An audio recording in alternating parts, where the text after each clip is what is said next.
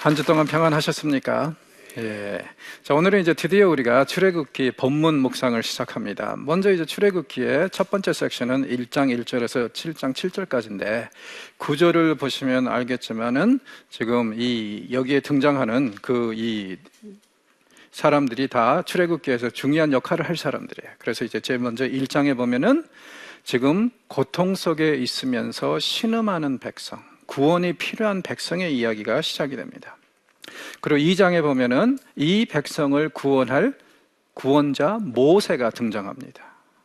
그리고 3장에 가서는 그 모세를 사용하셔서 주의 백성을 이끌어내실 그 하나님에 대한 말씀이 나오고, 그 다음에 이제 드디어 하나님께서 모세를 어떻게 보내시는가, 그리고 이스라엘이 어떻게 이집트를 떠날 마지막 준비를 시작하게 되었는가, 이런 구조로 되어 있습니다. 자, 그러면 이 핵심에서 가장 중요한 것은 하나님께서 주의 백성들의 신음소리를 들으셨다는 것. 자, 백성들이 너무 힘이 드니까 하나님께 소리를 지르고 있어요. 그 소리를 하나님께서 놓치시지 않고 어떻게 해요? 다 들으셨습니다. 그리고 하나님이 염려하십니다. 근심하십니다. 여러분, 우리가 왜 기도해야 되고 왜 하나님께 부르짖어야 되냐면은 하나님의 이런 리액션을 이끌어내기 위해서는 아프면 아프다고 소리치는 거. 그러니까 제발, 너무 속으로 아픈데 자기는 신앙인의 모습을 보여야 되기 때문에 뭐 이 정도는 괜찮아, 이런 거 하지 마십시오. 믿음이 있는 사람은 아무리 고통스러워도 겉으로는 뭐 이 할렐루야 해야 된다, 감사해야 된다, 이런 거 하지 마세요. 정신병 들어서 죽습니다. 아프면 아프다고 소리 지르는 것이 본성이에요. 저는 우리가요, 정말 힘들고 어려울 때 부르짖고 의지할 수 있는 하나님이 계시고 아버지가 계신다는 거 얼마나 중요한지를 제가 한 선교 출입에서 이해하게 됐어요. 이 치과 의사 두 가족들과 함께 저희 가족들 해서 14명의 팀을 꾸려가지고 남아공에 갔습니다. 남아공에 가서요, 케이프타운에 완전히 흑인 빈민촌에 들어가서 한 2주 동안 사역을 하면서요, 거기에 있는 사람들의 이빨을 정말 많이 뽑아줬어요. 평생 처음으로 치과의 치료를 받는 어떤 할아버지는 이렇게 말씀하시더라고요. 알터니를 빼주니까 너무 좋은 거예요. 그래서 뭐라 그러냐면은 썽썽한 이빨도 좀 뽑아달래. 왜냐면 당신들을 언제 또 보게 될지 모르는데 이것도 나중에 상하게 되면은 너무 아플 거니까 미리 뽑아달라는 거예요. 정말 이런 경험한, 거기서 이제 제가 제일 마음 아팠던 게 뭐냐면은요, 한 분은 이제 이 지역에 있는 동네에 있는 이제 보건소로 가서 이제 진료를 하게 됐어요. 저희들이 이제 다 시다바를 하고 있고, 그런 상황에서 한 아이가 아빠하고 이제 들어온 거예요. 들어왔는데요, 이 치과가 사실 아이들한테 굉장히 두렵잖아요. 그러니까 굉장히 두려우니까 막 소리를 지르면서 난리를 치고 울어요. 그런데 이제 그 동네에서 또 이제 이 고아원에서 이 클리닉에 이 진료소에, 보건소에 치과 의사들이 들어왔다고 미리 이제 사전에 통보를 해줬기 때문에 이 고아원에서 아이들을 하나하나 데려오는 거예요. 진료 시간에 맞춰가지고. 그런데 이 아이들은 다르더라고요. 이 아이들은요, 얼마나 사실은 나이가 똑같고 그러니까 어린아이들이니까 두렵겠어요. 그 의자에 앉아서 손을 불끈 쥐으면서 소리를 지르지 않습니다. 왜요? 자기네들은 홀로고 자기의 소리를 들어줄, 울부짖음을 들어줄 사람이 없다는 거 아니까 자기는 스스로 강해야 된다고 하면서 그 두려운 치과 의자에 앉아서도요, 손을 불끈 쥘지언정 소리 하나 내질 않아요. 그날 저녁에 저희 팀은 이 얘기를 하면서 참 많이 울었어요. 왜? 너무 불쌍하고 안타까운 거예요. 아파도 하소연하고 소리 지를 그 대상이 없다는 것이 얼마나 슬프고, 이 아이를 이를 악물게 하면서 겉으로 강하게 만들었는데 속으로는 얼마나 고통스럽고 불안해할까. 그 일을 경험하면서 저는 참 그런 생각을 많이 하게 됐습니다. 우리가 힘들고 아플 때 하나님 너무너무 아파요, 너무 힘들어요 하고 이 말씀하고 심지어는 하소연하고 항의라도 할 수 있는 그런 하나님이 우리 아버지이신 것이 얼마나 큰 축복인지 그때 새삼 깨달았습니다. 여러분, 우리 하나님은 어떤 분이시라고요? 우리의 가장 작은 신음소리 하나 놓치지 않으시는 분이십니다. 그러니 힘들고 어려우면 소리 지르세요. 아프다고 하세요. 그것도 우리가 누려야 될 그런 축복입니다. 그리고 하나님이 우리의 음성을 들으시면 어때요? 분명히 개입하십니다. 그래서 지금 모세를 보내시고 그리고 주의 백성들에게 출애굽할 마지막 준비를 하라. 이 이야기가 이 섹션의 핵심이라고 생각하시면 됩니다. 자, 먼저 이 백성이 어떤 백성인가, 이제 이야기가 1장 1절에서 22절에 이제 전개가 되는데요. 이 백성에 대해서 얘기를 할 때 당연히 요셉 이야기가 나올 것이고, 그 다음에 이집트로 내려갔던 이스라엘의 선조들의 이야기가 목록이 나오겠죠. 왜냐하면 이렇게 해서 창세기와 출애굽기가 연결이 돼서, 이건 단순히 출애굽기에 기록된 사건은 하나님이 하다 보니까 우연히 그냥 만들어낸 일이 아니라 어떤 일이라고요? 태초 때부터 계획하신 일이고, 그리고 창세기에서 시작된 그 말씀의 성취라는 것을 이런 식으로 보여주기 위해서라도 더욱더 그렇죠. 그리고 이 이야기를 보면은 지금 이 악의 세력이 얼마나 주의 백성이 될 이 사람들을 억압하고 있고 압박하고 있는지 잘 기록이 되어 있습니다. 그런데 문제는 뭐냐면 그들의 뜻대로 되질 않아요. 억압하면 억압할수록 어떻게 됩니까? 이스라엘은 더 번성합니다. 저거하고 똑같아요. 잡초 없애겠다고 막 밟아보세요. 어떻게 됩니까? 더 왕성해지는 게 잡초입니다. 여러분, 이게 하나님께서 우리에게 주신 생명력입니다. 이래서 사탄이 함부로 고난당하는 교회, 짓밟히는 교회에 함부로 하지 못하는 거예요. 왜? 사탄이 짓밟으면 짓밟을수록 어떻습니까? 교회는 더 왕성해질 겁니다. 그 원리가 여기에 확실하게 잘 나와 있습니다. 이야기는 이렇게 시작합니다. 야곱과 함께 각자 자기 가족을 데리고 이집트로 내려간 그 사람들은 이러하다 하고 목록, 이 목록에 나오는 사람 이름들, 루벤이나 시몬이나 레이나 등등은 다 이미 우리가 창세기에서 만났던 사람들입니다. 그래서 이 사람들을 나열함으로 인해서 이 이야기가 전혀 새로운 이야기가 아니라 하나님께서 태초 때부터 계획하신 구원의 소정의 일부라는 것을 분명히 밝혀주고자 합니다. 그리고 5절에 보면은 이렇게 해서 이집트에 내려간 이스라엘, 그러니까 야곱의 자손들은 이미 이집트에 내려가 있는 요셉과 또 그에게서 태어난 두 아들을 포함해서 총 70명이라고. 그래서 이제 창세기에서 기록된 그 이야기를 다시 한번 확인해 주죠. 자, 문제는 뭡니까? 세월이 많이 지났어요. 얼마나 지났죠? 400여 년. 구체적으로 말하면 430년의 세월이 지났습니다. 그때 이제 비로소 출애굽이 이루어지니까요. 물론 이제 모세가 80살 정도 됐을 때 출애굽이 있었으니까 정확히 말하면은 이 사건은, 이 이야기는 80년을 뺀, 그러니까 한 350년, 이집트에 내려간 지 한 350년 됐을 때의 이야기를 지금 여기서 회고하고 있는 것이겠죠. 이때는 어떤 때예요? 요셉도 죽었습니다. 그의 형제들도 다 죽었습니다. 그러나 중요한 것은 뭡니까? 비록 요셉과 형제들은 죽었고 야곱도 죽었지만은 하나님께서 그의 가족과 집안에 내려주신 축복은, 약속하신 것은 어떻게 됐어요? 잘 성취되고 있다. 어떻게 해요? 비록 요셉과 형제들은 죽었지만 이스라엘 자손은 생육하고 불어나서 번성하고. 자, 어디서 많이 들어본 얘기죠? 창세기 1장. 창세기 1장에서 하나님께서는 인류의 첫 원조인 아담과 하와에게 생육하고 번성하라는 축복을 주셨어요. 나중에 홍수의 심판이 일어난 다음에도 노아와 그의 자식들에게 생육하고 번성하라고 하셨습니다. 아브라함에게도 생육하고 번성하라고 하셨습니다. 선조들에게 그렇게 말씀하셨어요. 그 선조들에게 주신 그 축복, 곧 하나님께서 태초 때부터 온 인류에게 주신 그 축복이 이 순간에도 잘 이루어지고 있다.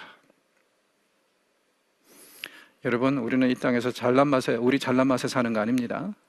태초 때부터 우리 선조들에게 주신 그 축복의 혜택을 받으면서 우리가 편안하게 사는 것이죠. 여기서도 비록 이 약속의 받은 자들은 이미 죽은 지 오래됐지만 하나님은 그 신실하신 약속을 계속 지키고 있다는 것을 이렇게 확실하게 보여주고 있습니다. 자, 그래서 번성했어요. 생육했어요. 그러고 나니까 이스라엘이 어떻게 됩니까? 매우 강하고 온 땅에 가득하게 됐습니다.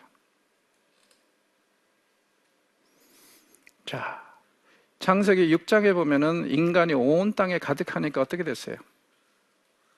엄청난 죄를 짓기 시작해서 하나님이 어떻게 무언가를 해야 되는 그런 계기가 됐죠. 자, 여기서도 지금 매우 가득하게 찼다. 무슨 뜻일까요? 하나님이 개입하실 때가 됐다는 얘기죠. 긍정적이라든지 부정적이라든지 개입하실 때가 왔다. 이렇게 이제 이 모세는 이 출애굽의 이야기를 시작을 합니다. 자, 8절에 보면은 요셉을 알지 못하는 새 왕이 나왔다 그러죠. 자, 무엇을 의미하는 걸까요? 요셉이 얼마나 이집트에 은혜를 끼쳤는가, 이거에 대해서 전혀 의식하지도 못하고 생각하지도 못하고, 왜냐하면 이런 걸 생각하고 의식했다면 그의 후손들인 이스라엘 백성들에게 좀 잘해줘야 되잖아요. 근데 그런 생각이 전혀 없는 그런 왕이 왔다 그러는데, 사실은 이 새 왕이 일어나 이 표현은 어떤 거냐면요, 새 왕조가 시작됐다는 얘기예요.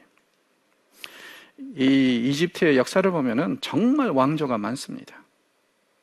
그래서 이 출애굽의 왕조가 어느 때인가, 어느 왕조인가는요, 학자들에 따라서 한 200년의 차이를 둔다고 그랬잖아요. 그러니까 이제 서로 다르질 수밖에 없는데, 일단 중요한 것은 뭐냐면은 새로운 왕조가 시작해서 이집트를 다스리기 시작합니다. 자, 이 왕이 걱정하는 게 뭡니까? 이스라엘 자손이 우리보다 많고 강하도다. 어떤 생각이 드세요? 뻥입니다.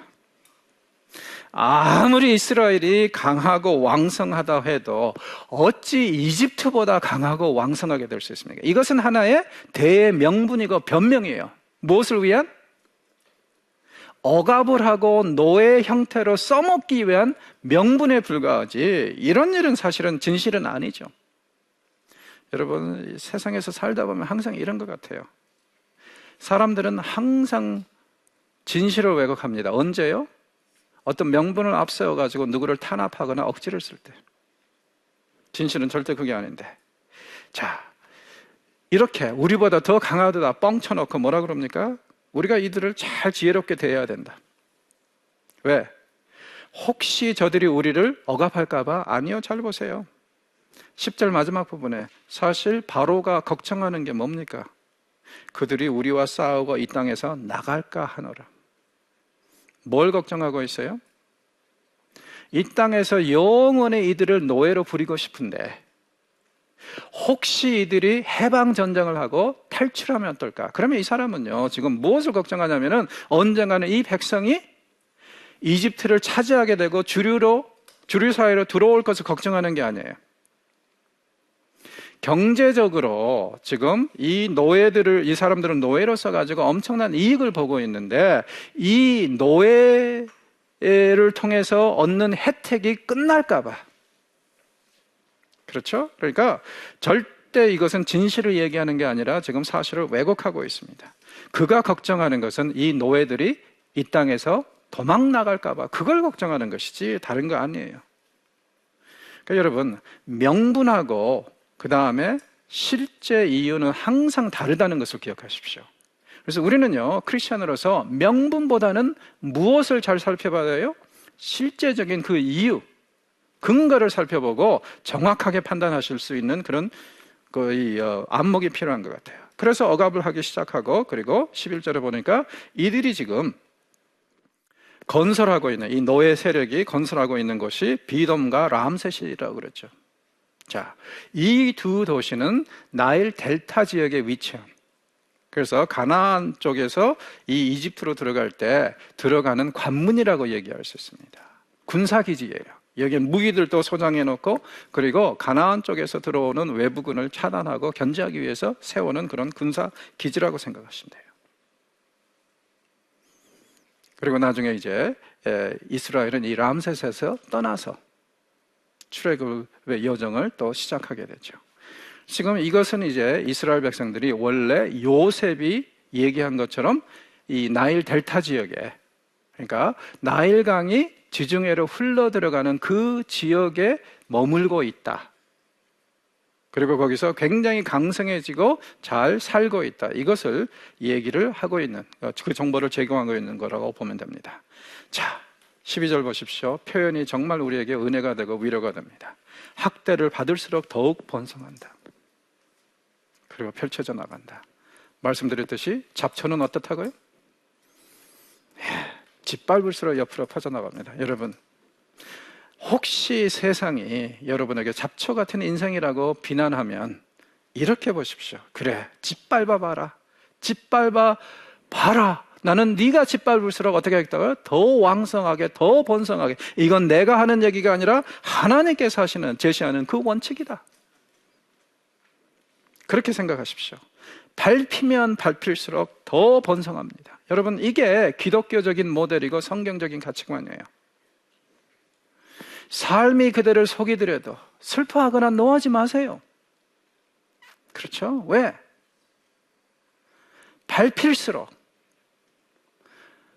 더 큰 일이, 위대한 일이 일어날 것이니까. 그래서 이런 이제 기대감을 갖게 합니다. 억압이나 이런 것들은요, 절대 하나님의 역사를 꺾을 수가 없어요. 그걸 잘 받아내면 됩니다. 그래서 계속 번성해 나갑니다. 번성해 나가면 나갈수록 위협받는 자는 누구냐면은 이집트 사람들과 바로입니다. 이 노예들을 아무리 탄압을 하려고 해도 자기 뜻대로 안 되는 거예요. 그래서 어떻게든지 좀 숫자를 줄여보려고 별짓을 다 합니다. 노동적인 학대를 가합니다. 그래서 어려운 노동, 14절을 보니까 그들의 생활을 괴롭게 하니 곧 흙 이기기와 벽돌 굽기와 농사와 여러 가지 일이니라. 자, 11절에서 뭐라고 그랬어요? 국고성에는 비돔과 람셋을 건축한다고 그랬죠. 자, 도시를 건축하려면은 이런 이 벽돌이 얼마나 많이 필요하겠어요? 자, 벽돌이라는 게 다른 게 아니에요. 사실은 고대 사회에서 이 벽돌을 왜 많이 썼냐면은요, 건축 자재로 최고라고 그럽니다. 보통 이제 벽돌이 이 어느 정도 사이즈냐면은 가로 한 1 규빗, 그리고 세로는 1에서 2 규빗 정도 되고 두께는 이제 다를 수 있어요. 근데 이제 벽돌의 특징이 그렇다네요. 처음에 이렇게 딱 쌓아 올려가면은 나중에 세월이 지나면서 더 단단해진다는 거예요. 그래서 이제 이 벽돌을 고대 근동에서는 이제 흙도 많이 있고 돌보다는 일부 지역에서는 그래서 이걸 많이 썼다고 그러는데 건축 자재로도 최고라고 그래요. 그래서 이 벽돌을 계속 굽고 여러 가지 잡일들을 시킵니다.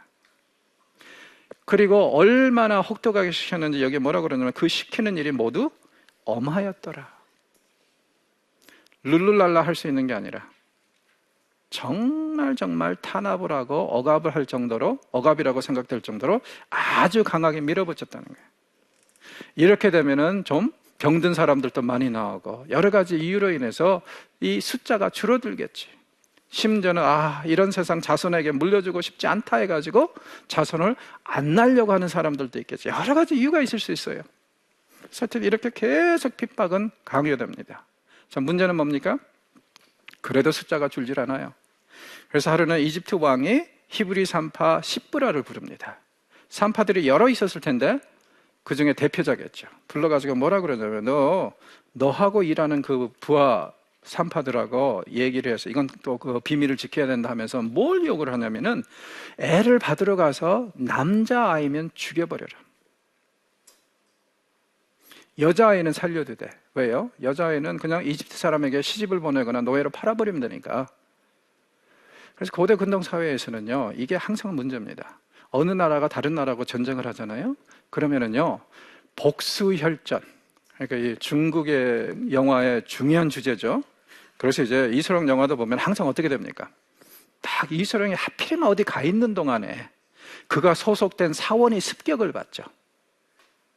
그래서 드디어 이제 다 이제 죽어버리고 한 사람만 꼴까닥 하고 있는데 겨우 이제 숨이 붙어 있는데 그때 이소룡이 어디선가 돌아와요. 사부도 죽었고 자기 동료들도 다 죽었어요. 그리고 한 사람을 딱 발견한 이 사람이 뭐라 그래요? 일요일에서 어떤 사원이 와서 우리를 습격했다고 꼬라라고 죽잖아요. 그럼 그 다음에 어떻게 하죠? 이스라엘이 힘을 키워가지고 나중에 거기 가서 쳐부시는 거. 이걸 우리가 복수혈전. 그리고 중국 영화는요, 이런 무술 영화는 절대 우리가 플롯 때문에 보는 건 아니죠. 현란한 액션 때문에 보는 거지. 플롯은 다 똑같아요. 복수혈전이에요. 고대 군동에서도 제일 정치인들이, 군사들이, 군인들이, 나라가 걱정한 게 복수혈전입니다.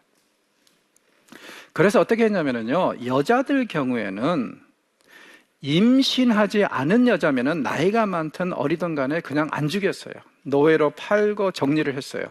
왜냐하면 여자들은 다른 사람에게 시집을 가거나 팔려가면은요, 민족의 정체성을 유지하기가 어렵다고 생각을 했거든요.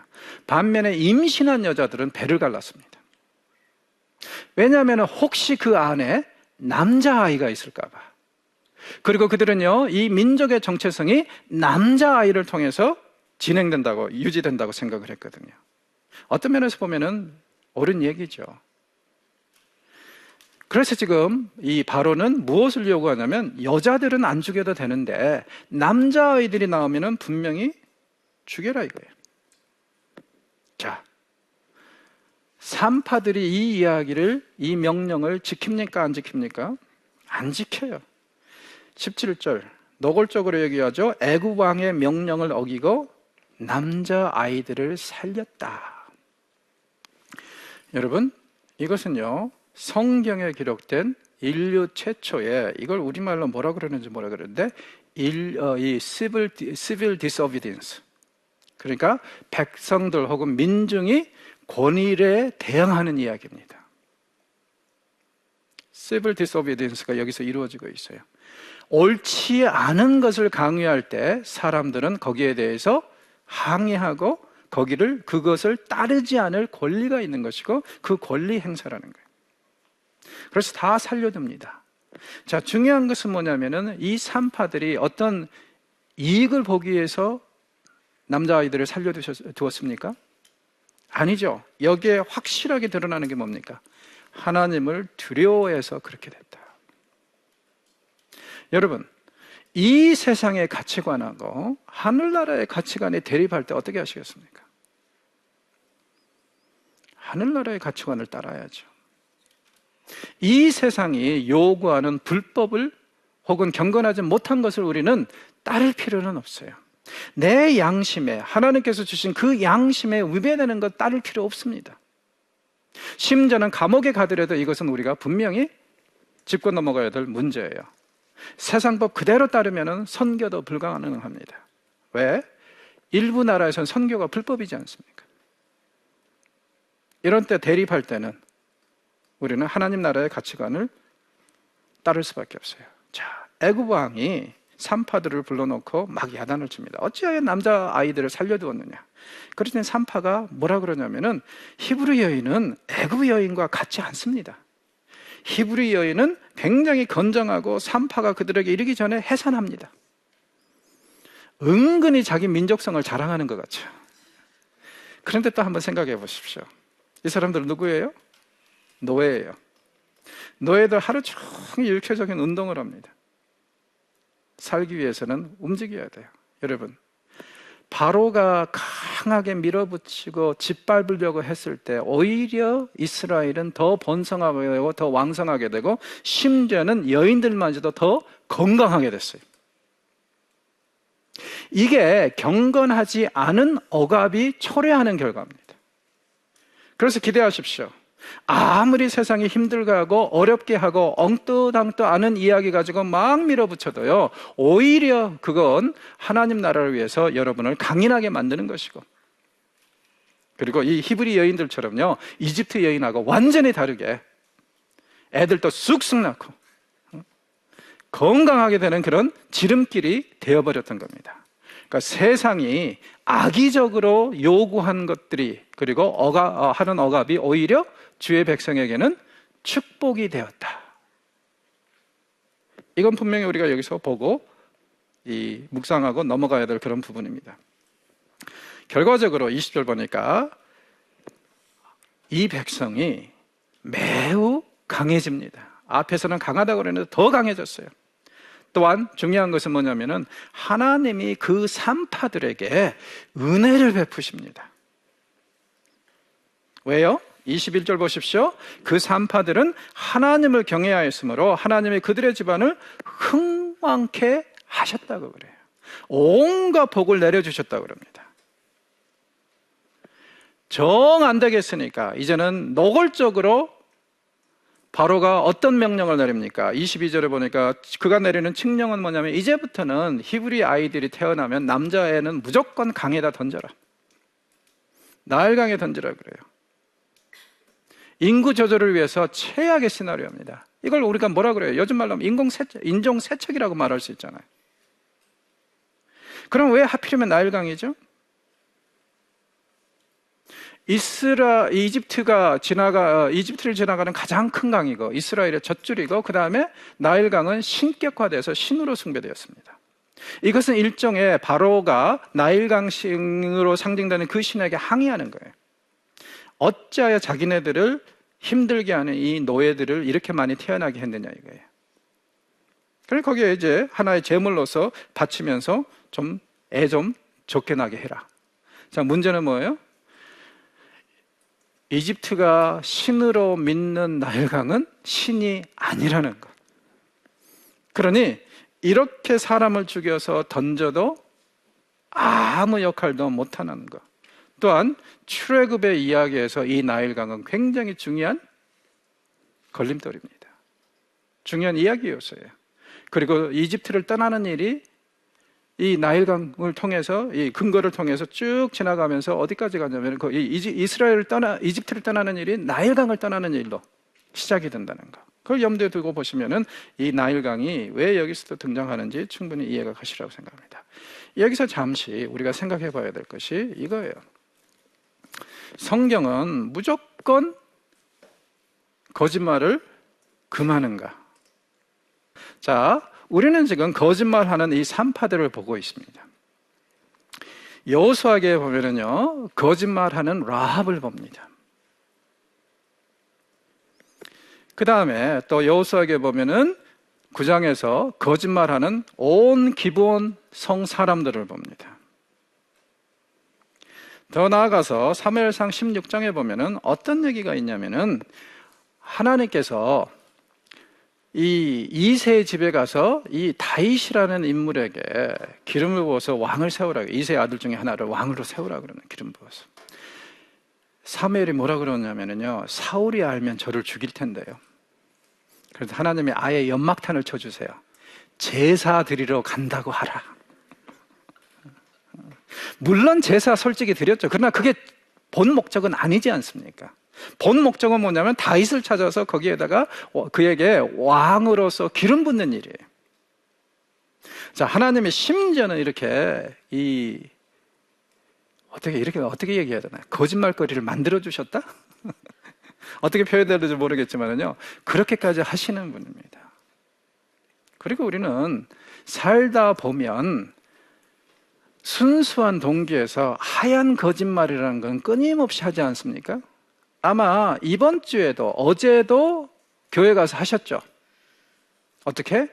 전혀 생판 모르고 마음속에는 어떠한 관심도 없는 사람에게 손을 딱 뻗치면서 당신은 사랑받기 위해 태어난 사람, 이러고 찬양해주고 오지 않으셨어요? 그거 거짓말 아닌가요? 살다 보면은, 특별히 대인관계에 있어서는요, 거짓말을 해야 될 때가 있어요. 오히려. 저는 제 아내한테 거짓말을 참 잘합니다. 이건 일종의 생존 비법입니다. 저는요, 생머리를 좋아해요. 그리고 제 아내도 이 사실을 압니다. 가끔 가다가 제 아내가 뭐 심통이 났는지 어떤 심경의 변화가 있는지요, 미장원에 가서 완전히 라면 볶듯이 볶아가지고 와요. 그리고 딱 와서 하는 말, 나 이뻐? 자, 그러면 그 상황에서는 많이 고민하고 묵상해야 합니다. 이 여자가 쓸 돈은 이미 다 썼다, 파마하느라고. 그래서 이 생머리로 돌릴 수는 없고 또 돈을 환불받을 수 없다. 그리고 이 여자는 분명히 뭔가 자기가 더 예뻐 보이기 위해서 무엇을 결단하기 위해서 머리를 볶았다. 그런데 만약에 내가 여기에 초를 치면 나는 분명히 저녁을 못 얻어먹을 것이다. 그렇죠? 그래서 저는 씩 웃으면서 이뻐 이렇게 반응을 합니다. 속으로는 안 예쁜데. 그렇죠? 저 거짓말에는 어떻게 해요? 이거 벌 받아 죽나요? 혹시 이런 거짓말을 해야 될 경우에 여러분이 하나님의 벌을 피하고 싶으면요, 제가 한 가지 비법을 가르쳐 드릴게요. 서양에서 아이들이요, 이런 거짓말을 할 때 어떻게 하냐면요, 손가락을 꼽니다, 이렇게. 그리고 이 뒤에 숨기고 거짓말을 하면요, 하나님이 그들을 이 거짓말에 대해서 벌을 하지 않는다고 믿어요. 그래서 꼬십시오. 꼬고 이런 대인관계를 더 원활하게 하는 거짓말은 좀 하셔야 됩니다. 진실을 얘기한답시고 하면은요, 정말 세상은 상처투성일 것이고, 그 다음에 각박한 세상이 될 것 같아요. 서로를 존중하고 서로를 사랑하는 차원에서 어떤 때는 거짓말이 필요한 거 아닐까요? 그래서 이 거짓말, 이건 무조건 이 성경이 금한다고 생각하지는 마십시오. 그건 아닌 것 같아요. 그래서 이제 결론은 이렇게 얘기할 수 있을 것 같아요. 하나님의 가치와 세상의 기준이 충돌할 때 우리가 취해야 될 자세는 하나님의 가치와 명령을 따라야 된다. 그리고 이 산파들도 그렇고 라합의 이야기도 그렇고 기본 사람들의 이야기도 보면은요, 강조되는 것이 바로 여호와에 대한 경외입니다. 두려움.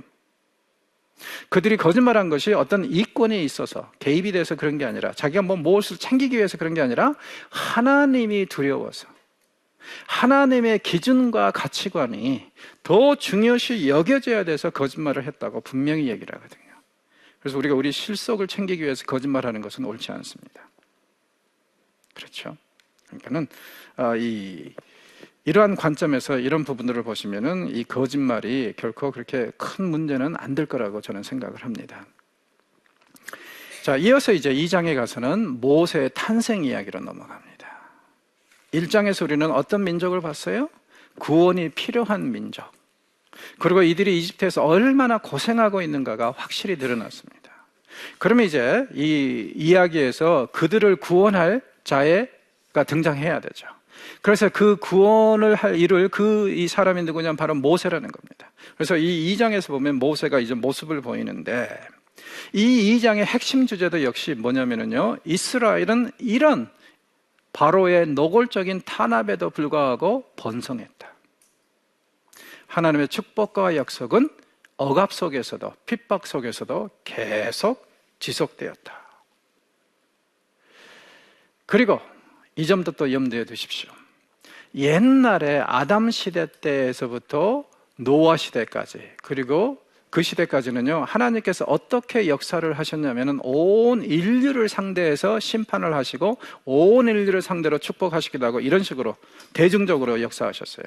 그러나 창세기 12장부터는 한 개인, 한 가정을 통해서 구원의 역사를 이루어 가십니다. 자, 여기서도 보십시오. 그 수많은 이스라엘 사람들 중에서 한 가정에 태어난 이 어린아이의 이야기로 구원의 이야기를 시작을 합니다. 자, 아이가 태어났는데 보십시오. 레이지파 사람입니다. 자, 그리고 이제 이 아이가 태어났는데, 재미있는 건 뭐냐면은 이 아이가 생긴 것을 보고, 원래는 이제 처음에 태어나자마자 강에다 던져야 되는데 못 던지고 3달 동안 숨겼다고 그래요. 세상에 어느 부모에게 자기 자식이 귀하지 않겠습니까? 다 귀하죠. 그런데 이 아이는 굉장히 좀 특별했었나 봐요. 그런 중에서도. 그래서 3달 동안 비밀을 숨기고 있어요. 더 이상 이제 숨길 수 없게가 됐습니다. 이런 상황에서 이제 갈대 상자를 하나 만들어 가지고 거기에 역청과 나무 진을 칠하고 그 아기를 거기다 집어넣습니다. 자, 이 갈대 상자를 보십시오. 이게 뭐냐면은 노아의 방주하고 똑같은 모형입니다. 그리고 거기에서도 역청으로 바르고 해가지고 물이 안 새게 했죠. 똑같은 그래서 이제 학자들은요, 이 노아의 방주하고 이 모세가 지금 실리는 이 갈대 상자를 같은 단어, 히브리어로는 같은 단어이기도 하고, 그래서 이게 지금 굉장한 서로 연관성이 있고 상징성이 있다. 그러니까 어떤 뜻이에요? 지금 나일강에 떠내려가는 모세, 어떻게 보면은 지금 죽음을 당할 수밖에 없는 상황이죠. 그런데 사실은 이 안에 뭐가 있어요? 하나님의 구원, 생명 보존이 이 안에 들어가 있다 이거예요. 옛날에 이 노아의 방주에 탄 사람들만 살았던 것처럼, 즉 다시 말해서 굉장히 위태위태해 보이고 이 아이가 죽으면, 그리고 상자가 물에 잠기면 끝인 것 같은 그런 위태위태한 상황이지만, 하나님의 구원의 역사는 분명히 이 조그만 상자를 타고 있는 이 아이를 통해서 진행될 것이란 그런 소망을 갖게 합니다. 부모가 이렇게 떠나보내고 절대 마음이 편할 수가 없죠. 어떻게 되는지를 좀 알아보고 싶어요. 그래서 정작 이 아이가 죽더라도 죽으면 한동안 고굴하고 정리할 수 있게 살게 된다면 어떤 일이 그 아이에게 펼쳐질 것인가, 은근한 하나님에 대한 기대를 가지면서 그 누이를 따라 보냅니다. 누구예요? 미리암이죠. 미리암을 따라 보내면서 어떻게 되는지 알아보라고 합니다. 자, 재미있는 것은 뭐냐면 바로의 딸이 목욕하러 나와요. 어떻습니까, 여러분? 하나님의 역사에서 가장 중요한 것은 하나님의 타이밍입니다. 이거 우연이라고 생각하세요? 우연이라고 생각하시면 여러분 성경을 잘못 보고 있는 겁니다. 성경이 무엇을 의도하는지를 못 보고 있어요. 우연이라는 것은 없어요. 아주 굉장히 절묘한 그 타이밍이 바로 하나님의 역사거든요. 그래서 하필이면 이때 바로의 딸이 목욕하러 나왔습니다. 그래서 이제 이렇게 보는데 문제가 뭐냐면요, 갈대상자가 떠나려 가고 있는 거예요. 아마 평상시에도 이런 것들 많이 봤을 거예요. 히브리 사람이 또 애를 버렸구나. 그런데 왠지 이 갈대상자에는 관심이 갑니다. 왜 그럴까요? 역시 이것은 보이지 않는 것에서 역사하시는 하나님의 특별한 은총입니다. 그렇죠. 그래서 이 갈대상자를 가져다가 딱 보니까 거기에서 어떻습니까? 이 아이가 거기서 울고 있는 모습을 봐요. 자, 그리고 그런 거 있잖아요. 어떤 순간에는 첫눈에 반한다는 거, 그거 아시죠? 어떤 경우에는 첫눈에 반한다. 딱 보는데 그 순간에 그냥 가슴이 뭉클해지면서 이 아이는 내가 무슨 일이 있어도 살려야 되겠고, 이 아이는 내가 무슨 일이 있어도 키워야 되겠다는 그 마음이 생기는 거예요. 역시 이것도 제가 볼 때는 하나님이 주시는 그런 마음이라고 생각합니다. 왜? 하나님이 주시는 선하신 마음은 살리는 마음이고 보존하는 마음이지 죽이는 거 아닙니다. 진멸시키는 거 아닙니다. 그렇죠? 자, 이렇게 해서 이 아이를 보고 이 바로의 딸, 그러니까 공주죠. 공주가 좋아하는데 어찌할 바를 모를 때, 그때 이제 쉽게 말해서 미리암이 옆에서 자기 신분을 숨기고 마담 뚜로 나타납니다. 그렇죠? 그래서 이제 하는 얘기가 히브리 여인들 중에서 금방 애를 낳아가지고 조시 풍부한 사람이 있는데 제가 소개해 드릴까요? 자기 엄마라고 얘기하지도 않고 이 아이의 엄마라고 얘기하지도 않고 그렇게 얘기하고 있어요. 바로의 딸이 뭐라 그래요? 그렇게 하라. 그 아이 어머니를 불러옵니다. 요게벳이죠. 불러와가지고 이래 하니까 내가 돈을 줄 테니까 이 아이를 잘 키워다오 하고 얘기를 해요. 자, 그러면 잘 보세요. 지금 요게벳은 사실은 어떤 상황입니까? 3달 동안 비밀리 키우던 아이를 갈대상자에 실어서 떠나보내는 상황이고, 이 아이가 어찌 될까 몰라서 딸을 딸려보냈어요. 마음이 너무너무 지금 찹찹하고 안타까워요. 그런데 이 반전의 하나님을 보십시오. 하나님은 어떤 분이세요? 자, 제가 이제 언어 유희를 구상할 테니까 잘 보세요. 모세라는 이 아이는 이런 아이들을 죽이라고 선포한 바로의 바로 코밑에서 그 바로의 딸에 의해서 합법적으로 그것도요, 그리고 모세의 친모는 아예 양육비까지 받아가면서 이 아이를 키우게 됩니다. 여러분, 세상에 아무리 반전의 하나님이라도 이런 반전이 어디 있습니까?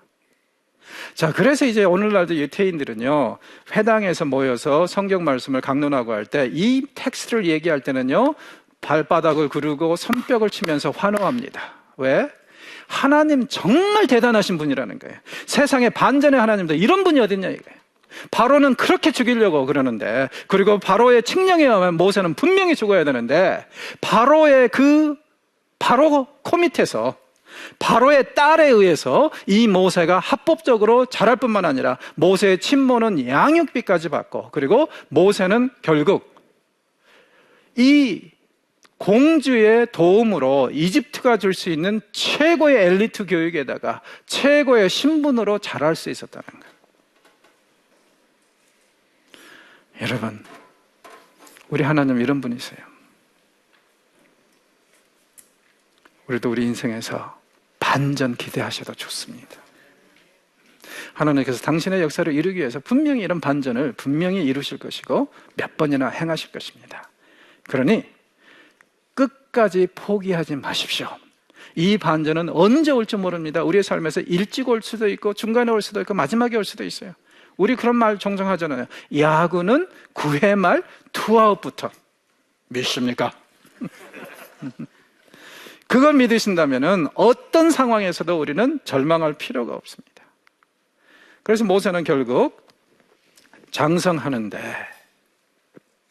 모든 이스라엘이 이집트가 줄 수 있는 최고의 교육을 받으면서 왕자의 신분으로 자라게 됩니다. 세상에 이런 축복이 어디 있어요? 그러나 기억하십시오. 이건 단순히 모세에게 맛있게 먹고 잘 살아라고 하는 게 아닙니다. 이것은 어떤 거예요? 하나님께서 주의 백성을 구원하시는 놀라운 기적을 이루시기 위한 준비입니다. 여러분, 하나님께서 우리에게 복을 주시고 우리에게 은총을 내리실 때 제발 개인 것이라고 내 것이라고 생각하지 마십시오. 여러분은 지금 이 하나님의 축복을, 하나님의 구원의 역사를 이루기 위한 한 부분으로 생각하셔야 돼요. 그래서 하나님께서 내게 주신 것은 내 것이 아니라 하나님이 쓰시려고, 하나님의 어떤 놀라운 일을 이룩하시기 위해서 나에게 이것을 맡겨주신 것이다. 이걸 바로 우리는 뭐라 그래요? 청지기도라고 그러죠.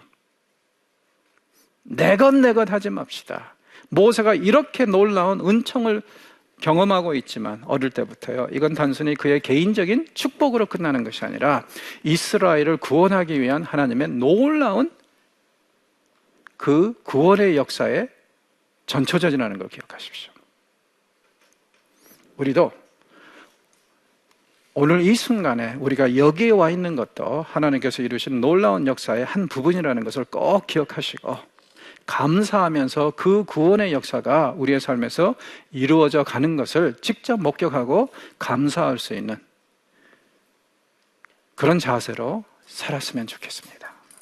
자, 오늘은 여기서 마무리하겠습니다. 고맙습니다.